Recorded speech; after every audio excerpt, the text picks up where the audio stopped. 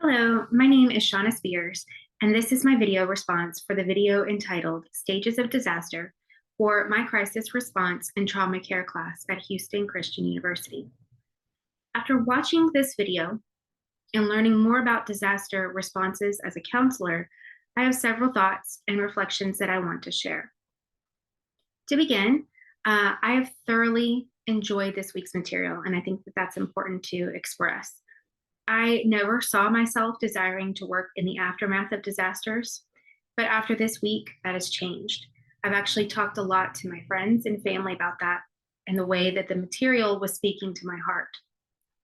I so appreciate that there are resources and training available for volunteers and mental health professionals who want to help people through their distress.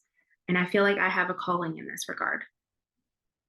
In the video, we talk about collective trauma, and it was described as a blow to the basic tissues of social life that damage the bonds attaching people together and impairs the prevailing sense of community. It's a heavy description of something, and it's a heavy situation. And if I'm in a position where I'm attending to someone who has felt the impact of a disaster, I would want to help them see that, yes, their social life and community, it has been hit hard to the core. But it's important to know that this is not the end of those things. Social life, community, the beauty of family, all of those things are still possible. They are still there. There is hope and a light on the other side of the devastation. So now when we consider the kind of impact that the stress of going through a disaster may have on a person's mental well-being, we should understand that they are suffering a loss. And this loss can be any number of things. It can include people that they love, their home, their job, a sense of security, a sense of safety, maybe connections to others in their community, memories. There's so many things that they could have lost. In the book, Fundamentals of Crisis Counseling, Miller states that a crisis is a crucial point where a person's resources and coping mechanisms are stretched too far. It's our job as counselors to assist them in that difficult time and to help them to regain some sense of stability and order. So there are a number of stages in the recovery process. To begin, we have the pre-disaster. This is the time when things are normal and nobody is thinking about what's around the corner. Nobody's thinking about preparing for a disaster. They're complacent and every day is what it is. Well, then the disaster hits. So this is the disaster phase. This is for survivors. And it can be a series of events, maybe happening back to back, maybe over a period of time, or it might be a short period of time. Once we have the disaster pass, we move into the heroic phase. This is when support efforts become focused on that area. Media coverage, government, corporate responses, volunteers, they pour into that area and they work to do the things that heroes do.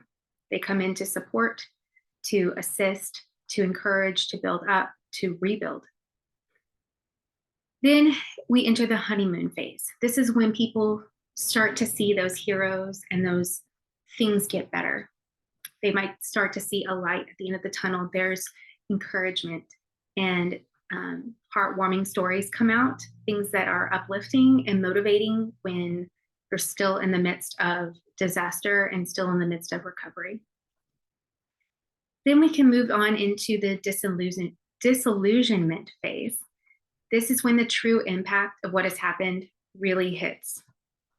The magnitude, it can be extremely daunting, it can be overwhelming, it can be difficult to process. Maybe you felt a sense of relief because you saw things happening and getting better, but then it's still taking so long. That can be difficult. We also see that resources and funds will dry up at that time, maybe because there's another situation that happened in the country, maybe because things started to improve and there's no more media coverage.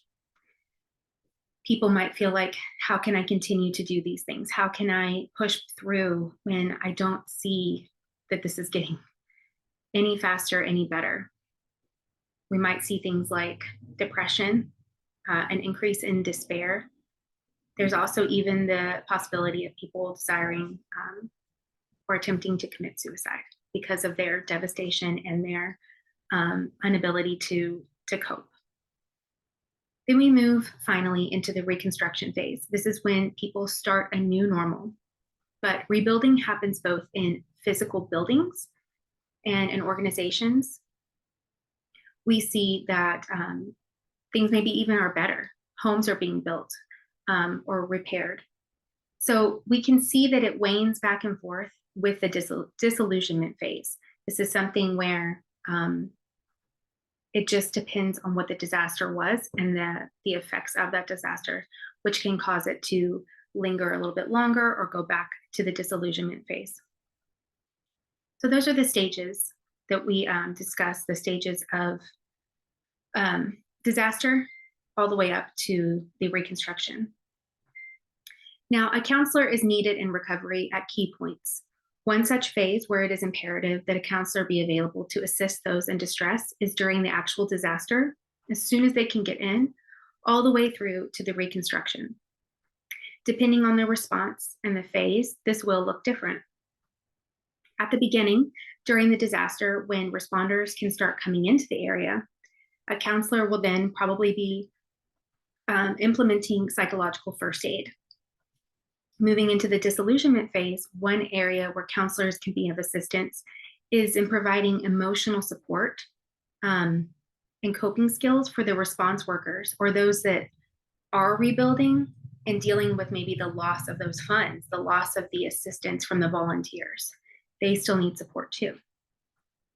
Later stages, we'll see that counselors that are in the area can maybe begin to resume regular counseling sessions and helping those that continue to need assistance in coping and mitigating their distress and difficulties. In the same way that the recovery is for an entire community, it's also a recovery of individuals. Counselors assist in the ups and downs that are inevitable and that are challenging. I hope that you've enjoyed this video. To conclude, I wanted to state that I have used the following resources in my response. I referenced the HCU course development video on YouTube about stages of disaster. I also referenced the psychological first aid training by Johns Hopkins University, which was presented through Coursera. And finally, I referenced the book Fundamentals of Crisis Counseling by Jerry Miller. Thank you so much and have a wonderful day.